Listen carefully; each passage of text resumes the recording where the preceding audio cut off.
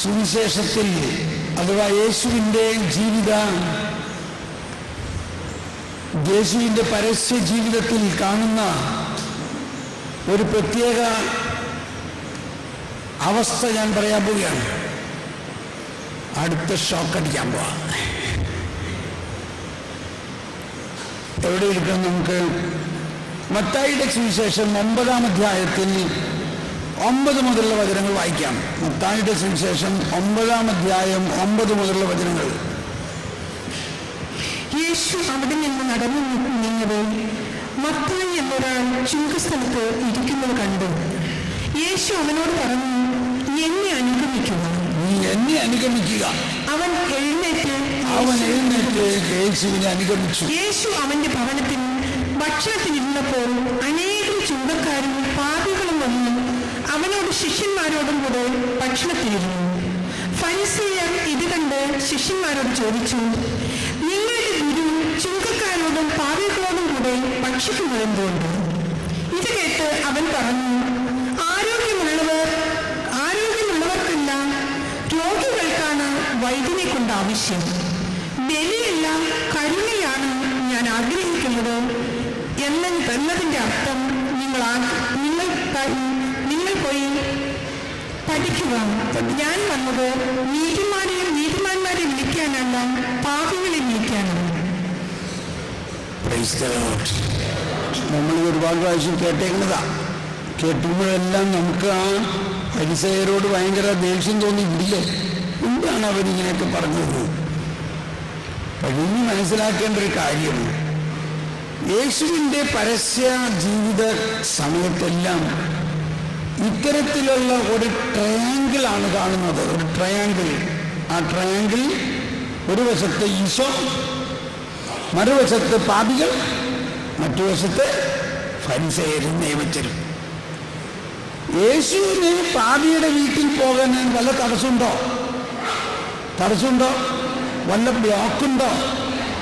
Block നമ്മൾക്ക് എപ്പോഴും അറിയാവുന്നൊരു block ഉണ്ട്. എപ്പോഴും പറയും അത് ബ്ലോക്ക് ആവട്ടോ, ആ പാപം ബ്ലോക്കാവും. ഇപ്പൊ ഈ പാപികള്, ചുങ്കക്കാരും പാപികളും പാപമോചനം ഒന്നും കിട്ടിയിട്ടില്ല അവർക്ക്. അവരിപ്പോഴും പാപികൾ തന്നെയാണ്, ഇല്ലേ? പാപമോചനം നടത്തുന്ന യേശുക്രിസ്തു പാപമോചനം കൊടുക്കുന്നത് എപ്പോഴാണ്? കുരിശിലല്ലേ? കുരിശിൽ പാപം യേശു ഏറ്റെടുത്ത് കഴിയുമ്പോഴല്ലേ പാപമോചനം കിട്ടുള്ളൂ. പക്ഷെ അതിന് മുമ്പേ തന്നെ യേശു ഈ പാപികളുടെ വീട്ടിലൊക്കെ കയറി ഇറങ്ങണം. ഒരു ബ്ലോക്കുമില്ല. ബ്ലോക്കുണ്ടോ? അപ്പൊ യേശു എന്ന കൃപ ഒരു പാപിയിലേക്ക് ചെല്ലുന്നതിന് അവരുടെ പാപം ബ്ലോക്കാകുമോ?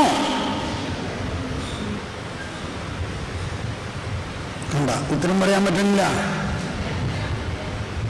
യേശു എന്ന കൃപ പാപിയുടെ അകത്തേക്ക് ചെല്ലുകയാണിപ്പോൾ. സക്കേവൂസിന്റെ വീട്ടിൽ പോയി, വല്ല ബ്ലോക്കുണ്ടായോ? മത്തായിയുടെ വീട്ടിൽ പോയി, വല്ല ബ്ലോക്കുണ്ടായോ? എന്നാൽ ഇവരെല്ലാം ആ നാട്ടിലെ ബ്രാൻഡഡ് പാപികളാണ്. ഏറ്റവും വലിയ പാപികളെന്ന് മുദ്ര കുത്തപ്പെട്ടവர்களാണ്. ഫരിസേയരും നിയമജ്ഞരും അവരുടെ വീട്ടിൽ കയറാൻ പുറത്ത് നിൽക്കുക. അവർ കയറില്ല.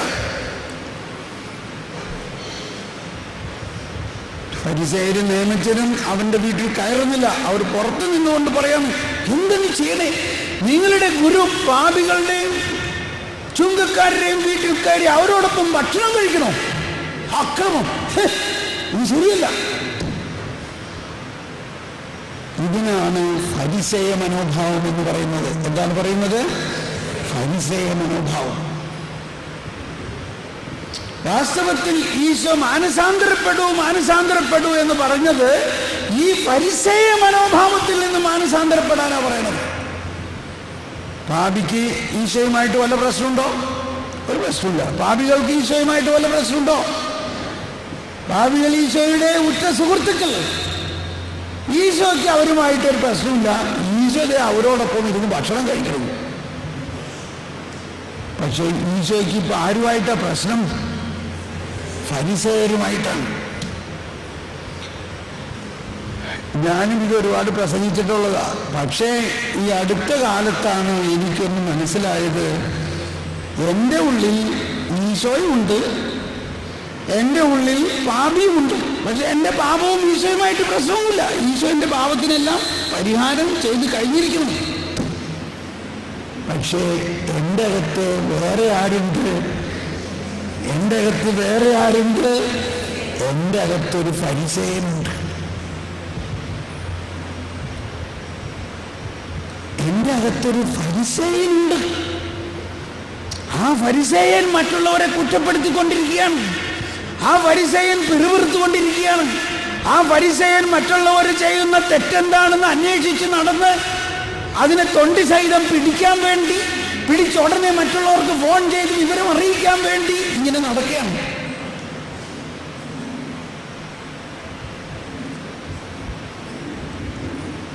മനസ്സിലായോ? മനസ്സിലായോ? ഇതാണ് ദൈവരാജ്യത്തിലായിരിക്കുന്ന നമുക്ക്, ദൈവരാജ്യത്തിൽ മുങ്ങിക്കിടക്കുന്ന നമുക്ക് ദൈവരാജ്യത്തിന്റെ അനുഭവമില്ലാത്തതിന്റെ കാരണം. ദൈവരാജ്യത്തിന് എന്താണ് എതിരെ എന്ന് ഈശോ പറഞ്ഞ ആ ഫരിസേയ മനോഭാവം നമ്മൾ വളരെ ഇഷ്ടം പോലെ താലോലിച്ചുകൊണ്ട് നടക്കുകയാണ്. ഇതുപോലെയുള്ള ധ്യാനത്തിൻ്റെ 5-ാം ദിവസം ഒരു സഹോദരി എഴുന്നേറ്റെന്ന് പറയാം, നമ്മൾ എല്ലാ ദിവസവും പള്ളിയിലൊക്കെ പോയി ധ്യാനങ്ങളൊക്കെ കൂടി എല്ലാ ദിവസവും പ്രാർത്ഥിച്ച് വളരെ വിശുദ്ധമായി ജീവിതം നയിക്കുകയാണ്. പക്ഷെ ഈ മറ്റുള്ള നാമമാത്ര ക്രിസ്ത്യാനികളുടെ അവസ്ഥ എന്താ? അപ്പോൾ ഉടനെ ഞാൻ പറഞ്ഞു, കണ്ടോ, ഇതാണ് നിന്റെ ഉള്ളിലുള്ള ഫരിസേയൻ. മനസ്സിലായോ? ഇല്ലേ? നമ്മള് വളരെ നല്ല ആൾക്കാരാണ്. എന്നാൽ അവനോ അവരൊക്കെ പാപിയാണ്. അവരൊക്കെ എങ്ങനെ സ്വർഗത്തിൽ കയറും? ഈ മനോഭാവമാണ് നമ്മളിൽ ദൈവരാജ്യത്തിന് തടസ്സം നിൽക്കുന്ന മനോഭാവം. അതുകൊണ്ടാണ് ഈശോ മലയിലെ പ്രസംഗത്തിൽ ആദ്യം ഈ ദൈവരാജ്യത്തെക്കുറിച്ച് പറഞ്ഞു, അല്ലെങ്കിൽ ഈ പുതിയ സുവിശേഷത്തെക്കുറിച്ച് പറഞ്ഞു. 2-ാം അധ്യായത്തിൽ ദൈവരാജ്യത്തെക്കുറിച്ച് പറഞ്ഞു. 3-ാം ഭാഗത്ത് ഫരിസേയ മനോഭാവത്തെക്കുറിച്ച് പറഞ്ഞു. മത്തായിയുടെ സുവിശേഷം 7-ാം അധ്യായം തുടങ്ങുന്നത്, നിങ്ങൾ ആരെയും വിധിക്കണ്ട, നിങ്ങൾ ആരെയും വിധിക്കപ്പെടാതിരിക്കുകയും നിങ്ങളും വിധിക്കരുത്. നിങ്ങൾ വിധിക്കുന്ന വിധിയായി തന്നെ നിങ്ങളും വിധിക്കപ്പെടും. നിങ്ങൾ അളക്കുന്ന അളവ് കൊണ്ട് തന്നെ നിങ്ങൾക്കും അളന്നു കിട്ടും. ഇതാണ് ഫരിസേയ സ്വഭാവം. തുറന്നു പറയുകയാണ്, നീ സഹോദരന്റെ കണ്ണിലെ കരട് കാണുകയും നിന്റെ കണ്ണിലെ തടിക്കഷ്ണം ശ്രദ്ധിക്കാതിരിക്കുകയും ചെയ്യുന്നത് എന്തുകൊണ്ട്? അഥവാ മതി, ഒരു മിനിറ്റ് എല്ലാവരും കൈ ഉയർത്തിയിരുന്നു.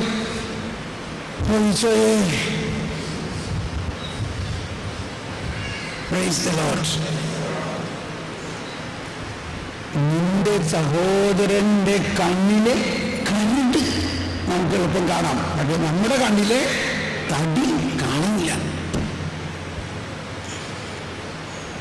ഇതുമായിട്ട് നമുക്കുള്ള ബന്ധമുണ്ടോ? ഇതാണ് ഏറ്റവും വലിയ ബന്ധം, ഇല്ലേ? ഇതാണ് ഏറ്റവും വലിയ ബന്ധം.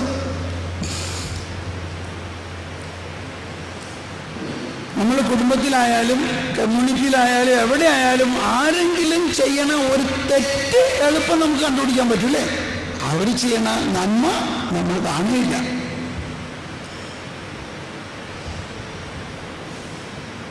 അതാണ് ഫരിസേയ മനോഭാവം.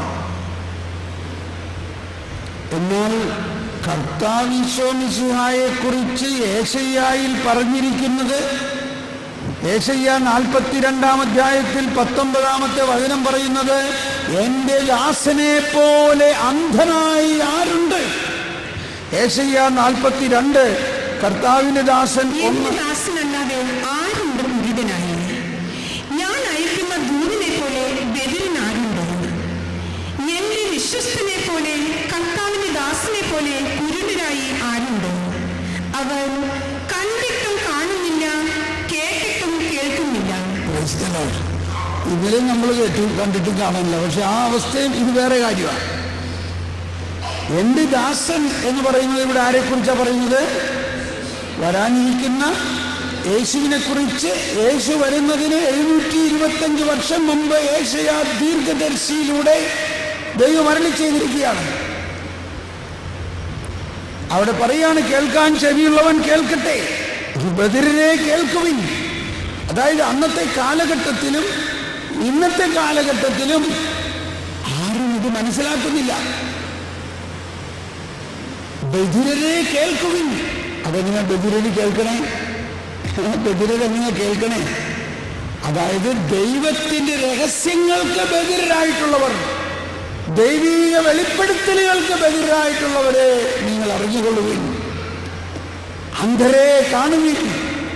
എൻ്റെ ദാസനെ പോലെ, അതായത് ഞാൻ അയക്കുന്ന എൻ്റെ വിശ്വസ്തനായ കർത്താവ് ഈശോ മിശിഹായെ പോലെ അന്ധനായിട്ട് ആരുമില്ല. കർത്താവ് ഈശോ മിശിഹ അന്ധനായിരുന്നോ? അപ്പൊ എന്താണ് ഇതിൽ പറഞ്ഞിരിക്കുന്നതിൻ്റെ അർത്ഥം? യേശു ക്രിസ്തു ഒരാളുടെയും പാപം കാണാറില്ല. സുവിശേഷത്തിൽ എവിടെയെങ്കിലും യേശു ഫരിസേയരിൽ പോയിട്ട് പാപികളെ പിടിച്ചുകൊണ്ട് ആ പാപം അന്വേഷിച്ച് അതിനെക്കുറിച്ച് എൻക്വയറി ചെയ്ത് അതിനെക്കുറിച്ച് കുറെ പേരോട് സംസാരിച്ച പോലെ ഏതെങ്കിലും ഒരു സന്ദർഭം യേശു പറയുന്നതുണ്ടോ? ഉണ്ടോ? ഇല്ല. യേശു വന്നിരിക്കുന്നത് പാപികളുടെ മധ്യത്തിലാണ്. എല്ലാവരും പാപികളാണ്, പക്ഷേ യേശു അവരുടെ പാപം കാണുന്നില്ല. മറിച്ച് യേശു ആരായിട്ടാണ് കാണുന്നവരെല്ലാം? ദൈവ മക്കളായിട്ടാണ് കാണുന്നത്. ഒരുവനെ 4 പേര് കൂടി കൂര പൊളിച്ച് താഴോട്ടിറക്കി. അവൻ വലിയ പാപിയാണെന്ന് പിന്നീട് യേശു അവന്റെ പാപം ക്ഷമിച്ചിരിക്കുന്നു എന്ന് പറയുന്നതിലൂടെ മനസ്സിലാവുന്നുണ്ടല്ലേ? പക്ഷേ പാപം ക്ഷമിച്ചിരിക്കുന്നു എന്ന് പറയുന്നതിന് മുൻപ് യേശു എന്താ പറഞ്ഞത്? മകനേ. എന്താ പറഞ്ഞേ? എല്ലാവരും ഒന്ന് കരം ഉയർത്തി പറഞ്ഞേ, മകനേ. ഉണ്ടോ? നിന്റെ പാപങ്ങൾ ക്ഷമിക്കപ്പെട്ടിരിക്കുന്നു. അപ്പൊ യേശു എല്ലാവരെയും കാണുന്നത് മകനും മകളുമായിട്ട്, സഹോദരി സഹോദരന്മാരായിട്ട് കാണുന്നത്, പാപികളാണെങ്കിലും. അപ്പോ ആ അർത്ഥത്തിലാണ് നമ്മൾ മനസ്സിലാക്കേണ്ടത്. എവിടെയാണ്? എൻ്റെ ദാസനല്ലാതെ ആരുണ്ട് കുരുടനായി? ഞാൻ അയക്കുന്ന ദൂതനെ പോലെ ബധിരനാരുണ്ട്? എൻ്റെ വിശ്വസ്തനെ പോലെ, കർത്താവിൻ്റെ ദാസനെ പോലെ കുരുടനായ ആരുണ്ട്? അവൻ കണ്ടിട്ടും കാണുന്നില്ല. Praise the Lord. ഒന്ന് കൈ ഉയർത്തിയേറ്റ് പറഞ്ഞേ, അവൻ കണ്ടിട്ടും കാണുന്നില്ല. അവൻ കേട്ടിട്ടും കേൾക്കുന്നില്ല. കർത്താവ് തന്റെ നീതിയെ പ്രതി നിയമത്തെ ഉത്കൃഷ്ടമാക്കാനും മഹത്വപ്പെടുത്താനും പ്രീതി കാണിച്ചു.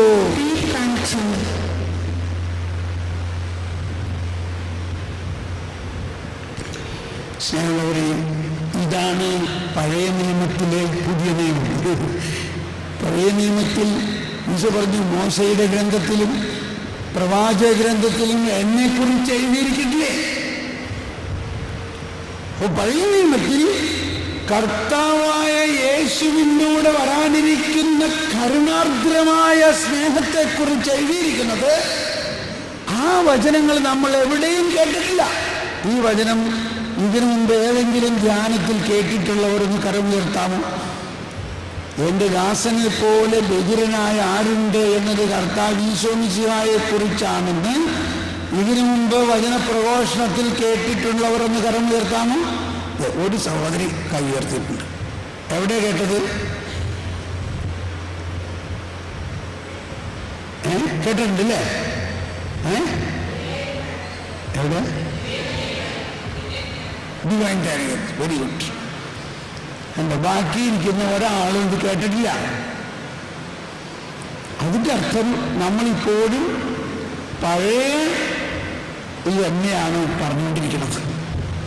പുതിയ ഈ സുവിശേഷം ഇനി പ്രഘോഷിക്കേണ്ടിയിരിക്കുന്നു. എങ്കിൽ മാത്രമേ സുവിശേഷ പ്രഘോഷമാവുന്നുള്ളൂ. ഇപ്പോൾ ധ്യാനകേന്ദ്രങ്ങളൊക്കെ റെഡി ആയിരിക്കുന്നു.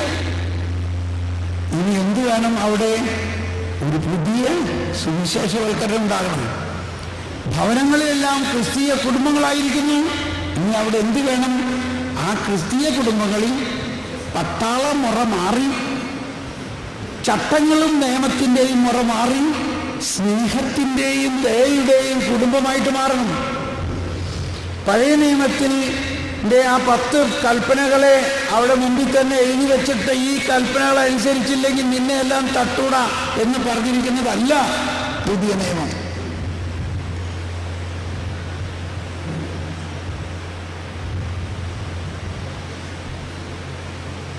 ഇപ്പൊ ചിലർ ചിന്തിക്കണം, അതെന്റെ ബ്രദർ ഇങ്ങനെ പറയുന്നത്. നമ്മൾ ചെറുപ്പം മുതൽ പഠിച്ചേക്കുന്നത് ഈ 10 കൽപ്പനകളും കൃത്യമായിട്ട് പാലിച്ച് ജീവിച്ചാൽ നമ്മൾ വെറുതെ പോകുന്നില്ലേ? അങ്ങനെ നമ്മൾ പഠിപ്പിച്ചേക്കുന്നത്. പക്ഷേ യേശുക്രിസ്തു പഠിപ്പിച്ചത് എന്താ? യേശുക്രിസ്തു വന്നിട്ട് ഈ 10 കൽപ്പനകളിൽ ആ 0 എടുത്തങ്ങ് മാറ്റി. എന്നിട്ട് എന്താക്കി? ഒറ്റ ഒരു കൽപ്പന. നമ്മൾ ദുഃഖവ്യാഴാഴ്ച ആചരിച്ചു. പക്ഷേ ആരെങ്കിലും ഈ ഒരു കാര്യത്തിന് മുൻതൂക്കം കൊടുത്തോ? ഈ ദുഃഖവ്യാഴാഴ്ചയുടെ ഏറ്റവും പ്രധാന കാര്യങ്ങളിൽ ഒന്ന് യേശു ദിവ്യകാരുണ്യം സ്ഥാപിച്ചു, യേശു പൗരോഹിത്യം സ്ഥാപിച്ചു. ഇത് രണ്ടും നമ്മൾ വളരെയധികം പ്രസംഗിക്കുന്നുണ്ട്.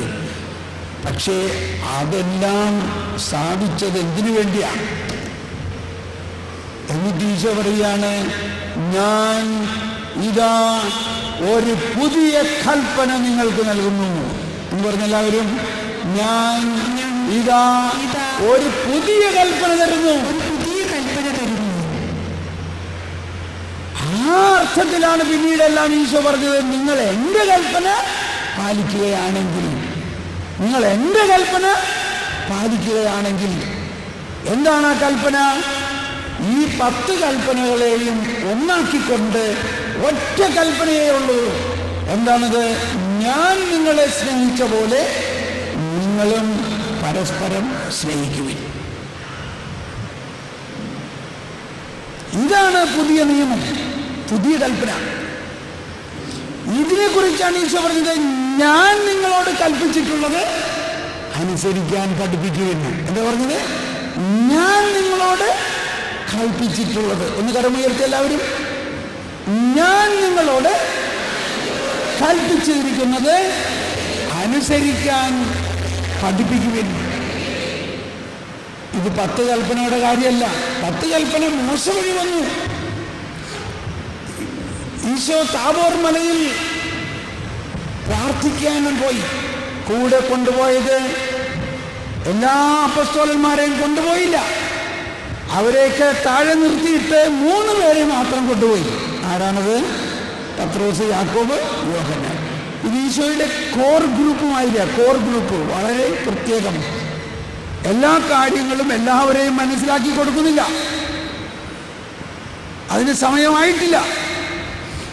ഈ 3 പേരെ കൊണ്ടുപോയി. അപ്പോഴെന്താ?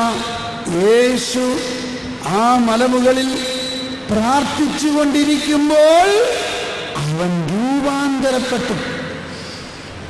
അവന്റെ മുഖം, അവന്റെ വസ്ത്രമെല്ലാം രൂപാന്തരപ്പെട്ടു. അതേ സമയത്ത് പത്രോസ്, യോഹന്നാൻ, യാക്കോബ് ഇത് കണ്ടിട്ട് അന്തം വിട്ടിരിക്കുകയാണ്. പത്രോസിന് അപ്പോൾ മറ്റൊരു കാഴ്ച കൂടി ഉണ്ടായി. യേശു രൂപാന്തരപ്പെട്ടുകൊണ്ടിരുന്നപ്പോൾ ഇതാ മോശയും ഏലിയായും യേശുവിൻ്റെ അടുത്ത് വന്നിരിക്കുന്നു. Praise the Lord, praise the Lord. കൈ വീശി കാണിച്ചേ. ഓക്കെ, എല്ലാവരും ശ്രദ്ധിക്കണം. നമ്മളിത് ധാരാളം കേട്ടിട്ടുള്ളതാണ്. എന്നാൽ അതിൻ്റെ ആഴമായ അർത്ഥങ്ങളിലേക്ക് നമുക്ക് പോകുമ്പോൾ എന്താണ് അവിടെ സംഭവിച്ചത്? മോശയും ഏലിയായും വന്നത് പത്രോസ് എങ്ങനെ തിരിച്ചറിഞ്ഞു? മോശയ്ക്കും ഏലിയായ്ക്കും ശരീരമുണ്ടായിരുന്നോ? ശരീരമുണ്ടായിരുന്നു. ശരീരം എങ്ങനെ ഉണ്ടാവണേ? അവർ മരിച്ചു, അവരുടെ ശരീരം അഴുകിയില്ലേ? അവർ മരിച്ച അവസ്ഥയിലും അവരെ ദർശിക്കാൻ പത്രോസിന് കഴിഞ്ഞു എന്നുള്ളതാണ് ഒരു രഹസ്യം. അതവിടെ നിൽക്കട്ടെ. പത്രോസ് പറഞ്ഞു, നമുക്ക് 3 കൂടാരം ഉണ്ടാക്കാം. പത്രോസിന് കിട്ടിയ ഒരു ബോധ്യം ഈ മോശയും യേശുവും ഏലിയായും ഒക്കെ ഒരേ മാതിരിയാന്നുള്ളതാണ്. പത്രോസ് പരിശുദ്ധാത്മാവിനാൽ നിറഞ്ഞു കഴിഞ്ഞിട്ട് ഒരു പക്ഷേ അങ്ങനെ പറഞ്ഞിട്ടില്ല. നമുക്കിവിടെ 3 കൂടാരം ഉണ്ടാക്കാം. ഒന്ന് മോശയ്ക്കും, ഒന്ന് ഏലിയായ്ക്കും, ഒന്ന് യേശുവിനും എന്ന് പറഞ്ഞുകൊണ്ടിരിക്കെ സ്വർഗത്തിൽ നിന്ന് ഒരു മേഘം വന്നിട്ട് അവരെ മൂടി. എന്താണ് ഈ മേഘം? ഈ മേഘം ത്രിത്വൈക ദൈവത്തിന്റെ ആവാസത്തിന്റെ അടയാളമാണ്. ആ ത്രിത്വൈക ദൈവത്തിന്റെ ആവാസത്തിൽ ആ കാർമേഘങ്ങളുടെ മൂടിയിരിക്കുന്ന അവസ്ഥയിൽ അവർക്കൊന്നും മനസ്സിലാകുന്നില്ല. ഒന്നും മനസ്സിലാകാത്ത അവസ്ഥയാണ് ആധ്യാത്മികതയിലെ ഏറ്റവും വിസ്മയനീയത എന്ന് പറയുന്നത്. വിസ്മയനീയത നിറഞ്ഞ ആ അവസരത്തിൽ അവരൊരു ശബ്ദം കേട്ടു. അതാരുടെ ശബ്ദമായിരുന്നു? കൈവീശി എല്ലാവരും. ആരുടെ ശബ്ദമാണ് കേട്ടത്? പിതാവിന്റെ ശബ്ദമാണ് കേട്ടത്. കൈവീശിക്കൊണ്ടിരിക്കുക. എന്താണ് പിതാവ് പറഞ്ഞത്? പിതാവ് പറയുകയാണ്, ഇവൻ എൻ്റെ പ്രിയപുത്രൻ. എല്ലാവരും, ഇവൻ എൻ്റെ പ്രിയപുത്രൻ, ഇവൻ എൻ്റെ പ്രിയപുത്രൻ, ഇവനെ ശ്രവിക്കുക. അവനെ ശ്രവിക്കും. മതി. ഇപ്പൊ അവിടെ എഴുതാത്തൊരു കാര്യം എന്താ? അവിടെ ഇതാണ് ബൈബിള് വായിക്കുമ്പോൾ ശ്രദ്ധിക്കേണ്ടത്. ഇതിന്റെ ഇടയിൽ എഴുതാത്ത ചില കാര്യങ്ങളുണ്ട്. പിതാവ് പറയുന്നത് എന്താ? പത്രോസ് പറയാണ്, മോശയും യേശുവും ഏലിയായും ഒരുപോലെയാണെന്ന് ഉള്ള ഭാവനയിലാണ് പത്രോസ് പറയുന്നതെങ്കിൽ, പിതാവായ ദൈവം വന്ന് പത്രോസിനോട് പറയുകയാണ്, ഈ മോശയും ഏലിയായും ആരെക്കുറിച്ച് പറഞ്ഞിരുന്നോ അവനാണ് ഇവിടെ വന്നിരിക്കുന്നത്. അവൻ എൻ്റെ പ്രിയപുത്രനാണ്. ഇനി അവനെ ശ്രവിക്കണം. ഇനി മോശയും ഏലിയായും പറയുന്നതല്ല ശ്രവിക്കേണ്ടത്. മോശയും ഏലിയായും ആരെക്കുറിച്ച് പറഞ്ഞോ അവനെ ശ്രവിക്കുക. ഹല്ലേലൂയ.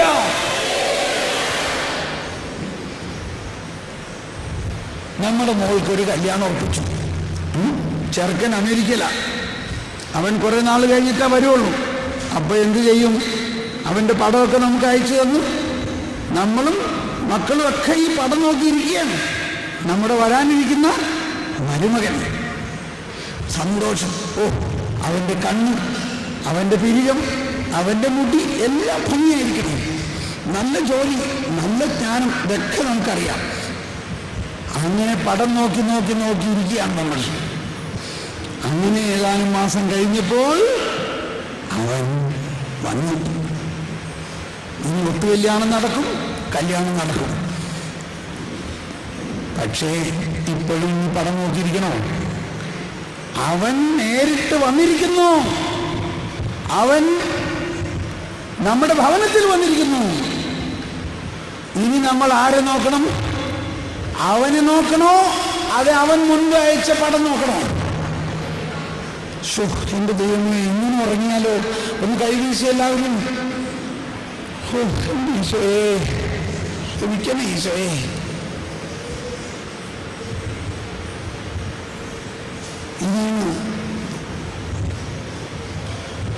ഇനി ആരെ നോക്കണം? ആ പടം നോക്കണോ അതോ ആളെ തന്നെ നോക്കണോ? അപ്പൊ മോശയും ഏലിയായും ആരെക്കുറിച്ചുള്ള പടമാണോ നമുക്ക് എഴുതി അറിയിച്ചത്? അതാണ് പഴയ നിയമം. അതാണ് വരാനിരിക്കുന്നവന്റെ നിഴൽ മാത്രമായിരുന്നു പഴയ ഉടമ്പടി. വരാനിരിക്കുന്നവൻ മുന്നേറിയിരിക്കുന്നു. മോശയും ഏലിയായും ആരെക്കുറിച്ച് പറഞ്ഞോ അവനിതാ വന്നെഴുതിയിരിക്കുന്നു. മനസ്സിലായില്ലേ? മനസ്സിലായോ? ശരിക്കും മനസ്സിലായില്ലേ? അതാണ് പുതിയ നിയമം. അതാണ് പുതിയ ഉടമ്പടി. അതാണ് യേശുക്രിസ്തു. അതാണ് പഴയതും പുതിയതും തമ്മിലുള്ള ഏറ്റവും വലിയ വ്യത്യാസം. അപ്പോൾ യേശുക്രിസ്തുവിൽ വിശ്വസിക്കുന്നവനും നീ നിന്റെ കുടുംബവും രക്ഷ പ്രാപിക്കും എന്ന് പറഞ്ഞാൽ നീ യേശുക്രിസ്തുവിൽ വിശ്വസിച്ച നീ ഇനി പഴയ നിയമം പറഞ്ഞുകൊണ്ടിരുന്നാൽ പോരാ, നീ പുതിയ നിയമത്തിൽ വരണം. എന്താണ് പുതിയ നിയമം? ഞാൻ നിന്നെ സ്നേഹിച്ച പോലെ നീ മറ്റുള്ളവരെ സ്നേഹിക്കുക. ഇതത്ര എളുപ്പമുള്ള കാര്യമൊന്നുമില്ല.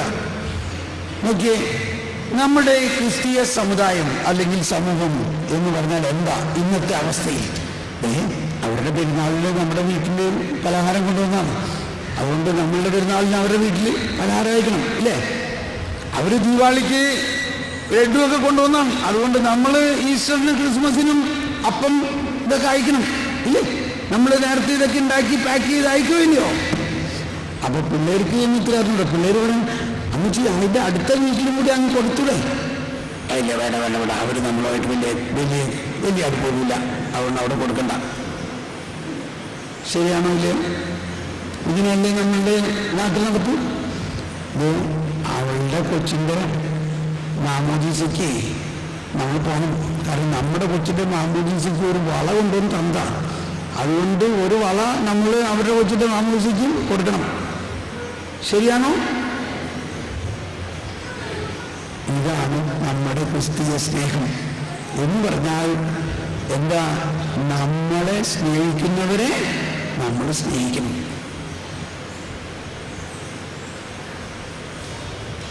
നമ്മളെ സ്നേഹിക്കുന്നവര് സ്നേഹിക്കുന്ന ഒരു സംവിധാനമേ ആയിട്ടുള്ളൂ. ഈശ പറഞ്ഞില്ലേ, വിജാതീയരും ഇങ്ങനെ തന്നെയല്ലേ ചെയ്യുന്നത്.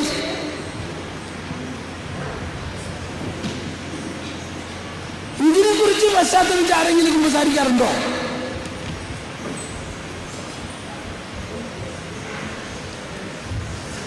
വിജാതീയരും. അപ്പൊ എന്താ അതിന്റെ അർത്ഥം?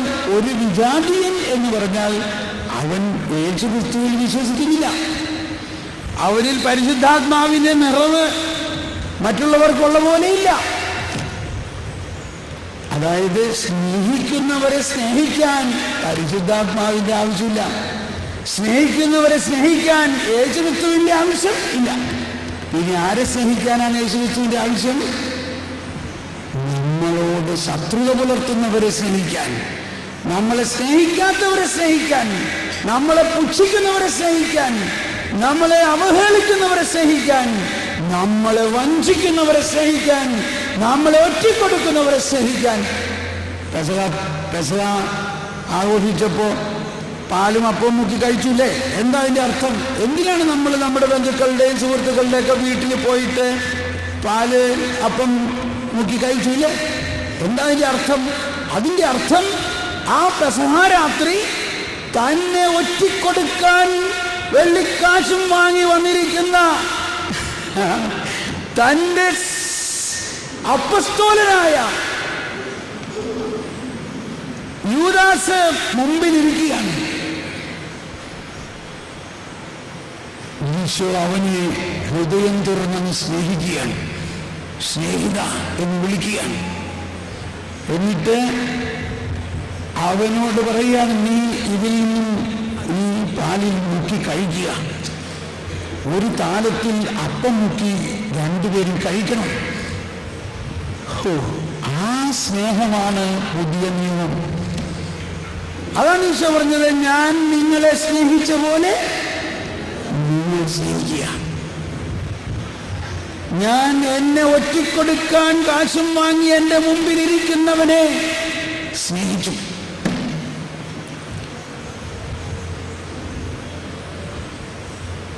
അതാണ് ക്രിസ്തീയ സ്നേഹം. അതാണ് യേശു തൻ്റെ ഹൃദയത്തിൽ നിന്ന് ഒഴുക്കിയത്. അതാണ് യേശു തൻ്റെ പരിശുദ്ധാത്മാവിലൂടെ നമുക്ക് നൽകിയത്. പഴയ നിയമത്തിൽ നമ്മൾ മനസ്സിലാക്കി, പാപം ചെയ്താൽ ശിക്ഷിക്കാൻ നിയമമുണ്ട്, ക്ഷമിക്കാൻ നിയമമില്ല. ക്ഷമിക്കാൻ അധികാരമില്ല. ഇത് മനസ്സിലാക്കണം. ആ പശ്ചാത്തലത്തിലാണ്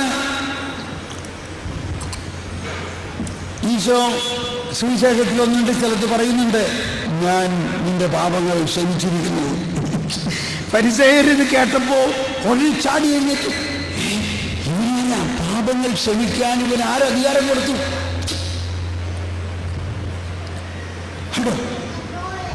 ഉടനെ യേശു പറയാണ്, ഇപ്പൊ കട്ടിലെടുത്ത് നടക്കാൻ പറയണതോ നിന്റെ പാപം ക്ഷമിക്കാൻ പറയണതോ? ഏതാ പ്രത്യേകമുള്ളത്?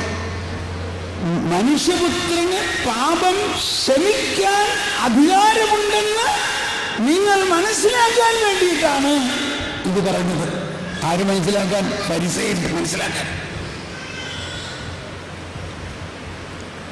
പുതിയ നിയമം എന്ന് പറഞ്ഞാൽ പഴയ നിയമത്തിൽ ഇല്ലാതിരുന്ന ക്ഷമ, പാപം ക്ഷമിക്കാൻ. നമ്മൾ വിചാരിക്കും അത് കുമ്പസാരത്തിലൂടെ വൈദികർക്ക് മാത്രം കൊടുത്തിട്ടുള്ള ഒന്നാണെന്ന്. അത് കൗതാശികമായ പാപമോചനം. എന്നാൽ ആ പാപമോചനം കിട്ടണമെങ്കിൽ തന്നെ നമ്മൾ പരസ്പരം ക്ഷമിച്ചാലേ കിട്ടുള്ളൂ എന്നാണ് കർത്താവ് പറയുന്നത്, അല്ലേ? എന്നിട്ട് ഈശോ പഠിപ്പിച്ച പ്രാർത്ഥന തന്നെ എന്താ? ഞങ്ങൾ ക്ഷമിക്കുന്നത് പോലെ ഞങ്ങളോട് ക്ഷമിക്കണേ. ആ പ്രാർത്ഥന പഠിപ്പിച്ചതിന് ശേഷം ഈ ക്ഷമയുടെ കാര്യം മാത്രം എടുത്തിട്ട് പറയുകയാണ്, നിങ്ങൾ ക്ഷമിക്കുന്നില്ലെങ്കിൽ നിങ്ങളോടും ക്ഷമിക്കപ്പെടുകയില്ല. അപ്പൊ ഇത് പഴയ നിയമത്തിന്റെ പശ്ചാത്തലം വെച്ചുകൊണ്ട് നമ്മൾ ചിന്തിക്കുമ്പോൾ ഒരു വലിയ വിപ്ലവാത്മകമായ കാര്യമാണ്. ആ വിപ്ലവാത്മകമായ കാര്യമാണ് ക്രിസ്തീയതയുടെ കേന്ദ്രബിന്ദു. അതുകൊണ്ടാണ് ഉയർത്തെഴുന്നേറ്റ കർത്താവ് അപ്പസ്തോലന്മാരുടെ മേൽ വിശ്വസിച്ചുകൊണ്ട് പറഞ്ഞു, നിങ്ങൾ പരിശുദ്ധാത്മാവിനെ സ്വീകരിക്കുവിൻ. നിങ്ങൾ ആരുടെ പാപങ്ങൾ ക്ഷമിക്കുന്നുവോ അത് ക്ഷമിക്കപ്പെട്ടിരിക്കും എന്ന് പറഞ്ഞാൽ നിങ്ങൾക്ക് പാപം ക്ഷമിക്കാനുള്ള അധികാരം ഞാൻ നൽകുന്നു. അതാണ് പുതിയ നിയമം. നിങ്ങൾ മറ്റുള്ളവരോട് ക്ഷമിക്കുമ്പോൾ അത് ക്ഷമിക്കപ്പെട്ടിരിക്കും. നീ നിന്റെ അപ്പനോട് ക്ഷമിക്കും, അമ്മയോട് ക്ഷമിക്കും, നീ നിന്റെ ഭാര്യയോട് ക്ഷമിക്കും, ഭർത്താവിനോട് ക്ഷമിക്കും, മക്കളോട് ക്ഷമിക്കും. അതുകൊണ്ടാണ് പത്രോസ് പറഞ്ഞത്, കർത്താവേ, എത്ര പ്രാവശ്യം ക്ഷമിക്കാനുള്ള അധികാരമുണ്ട്? ഒരു 7 പ്രാവശ്യം. അപ്പൊ എന്താ കർത്താവ് പറഞ്ഞു? 7 അല്ല, 70 പ്രാവശ്യം. ഇത് ദൈവാധിപത്യത്തിൽ ഫരിസേയരാരും കേട്ടില്ല എന്ന് വിചാരിക്കാം. കേട്ടിരുന്നെങ്കിൽ അവിടെ വലിയ കലാപമുണ്ടായനെ.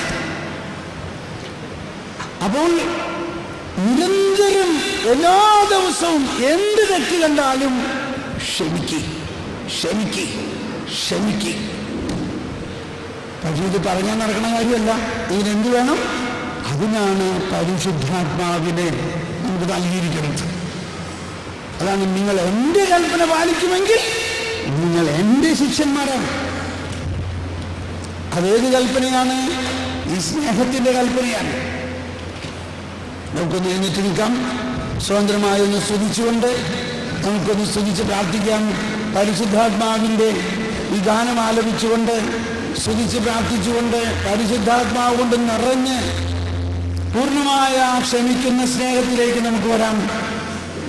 Hallelujah, hallelujah, hallelujah, hallelujah.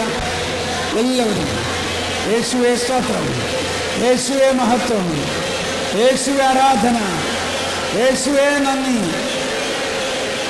ജീവജലത്തിൻ്റെ അരുവിയായി പരിശുദ്ധാത്മാവെ ഞങ്ങളിൽ ജ്വലിക്കണമേ. ഞങ്ങളിൽ ആ ദൈവസ്നേഹം ഒഴുക്കണമേ. ഞങ്ങളിൽ ആ ക്ഷമിക്കുന്ന സ്നേഹം നൽകണമേ. എല്ലാവരോടും ക്ഷമിക്കാനുള്ള ആ കൃപ ഞങ്ങളിലേക്ക് ഒഴുക്കണമേ. ഞങ്ങൾ പുതിയ നിയമത്തിലാണ്. Hallelujah, hallelujah, hallelujah.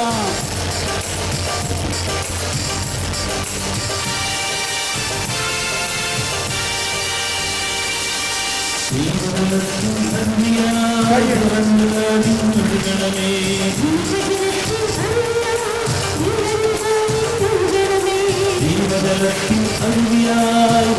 കവിഞ്ഞൊഴുകണമേ.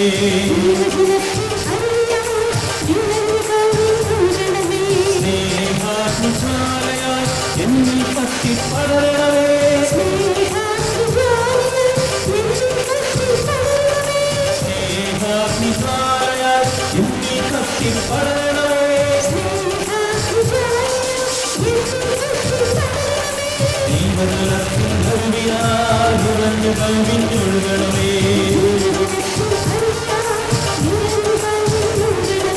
ജീവജലത്തിൻ നൽകിയാൽ ഉറഞ്ഞു കവിഞ്ഞൊഴുകണമേ. സ്നേഹാഗ്നിജ്വാലയ എന്നിൽ കത്തിപ്പടരണമേ. സ്നേഹാഗ്നിജ്വാലയ എന്നിൽ കത്തിപ്പടരണമേ. ജീവജലത്തിൻ നൽകിയാൽ ഉറഞ്ഞു കവിഞ്ഞൊഴുകണമേ. ജീവജലത്തിൻ നൽകിയാൽ ഉറഞ്ഞു കവിഞ്ഞൊഴുകണമേ. സ്നേഹാഗ്നിജ്വാലയ എന്നിൽ കത്തിപ്പടരണമേ. സ്നേഹാഗ്നിജ്വാലയ എന്നിൽ കത്തിപ്പടരണമേ.